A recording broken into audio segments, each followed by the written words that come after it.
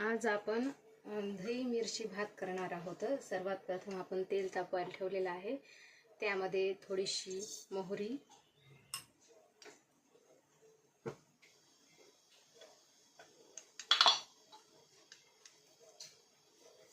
थोडेसे जिरे, मोहरी जिरे तडतडल्यानंतर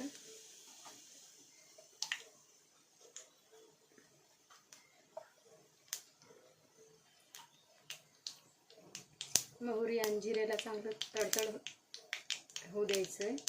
त्यानंतर आपण त्याच्यामध्ये मिरच्या, थोडेसे शेंगदाणे,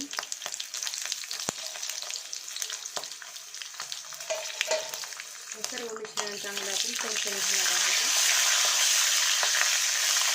मिरच्या चांगल्या भाजून जाऊ द्यायचं।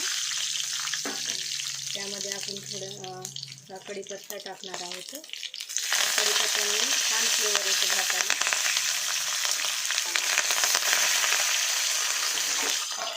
दही मिरची भातामध्ये सर्वात महत्त्वाचं म्हणजे दही 2 चमचे टाकणार आहोत आपण। 2 चमचे दही टाकल्यानंतर थोडा वेळ कमी करू आणि त्यामध्ये चवीनुसार मीठ, चवीनुसार हळद रंगाप्रमाणे आणि त्यामध्ये थोडीशी साखर टाकणार आहोत। हे सर्व मिश्रणानं आपण एकजीव करून घेणार आहोत।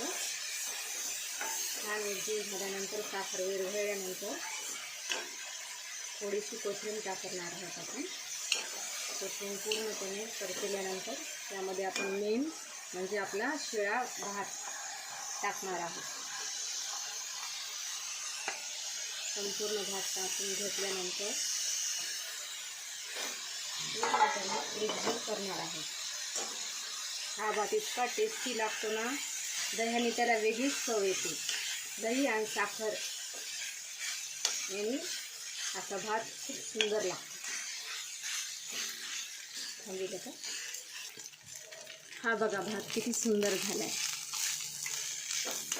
दही, साखर याने आंबट गोड अशी टेस्टी चव येते। आणि जसा काला असतो ना आपला कृष्णाचा, त्याचप्रमाणे ह्या भाताला अशी वेगळी चव येते। तुम्ही एकदा नक्की करून पहा। शिळा उरलेला भात आपण अशा प्रकारे उपयोगात आणून टेस्टी भात करून खाऊ शकतो।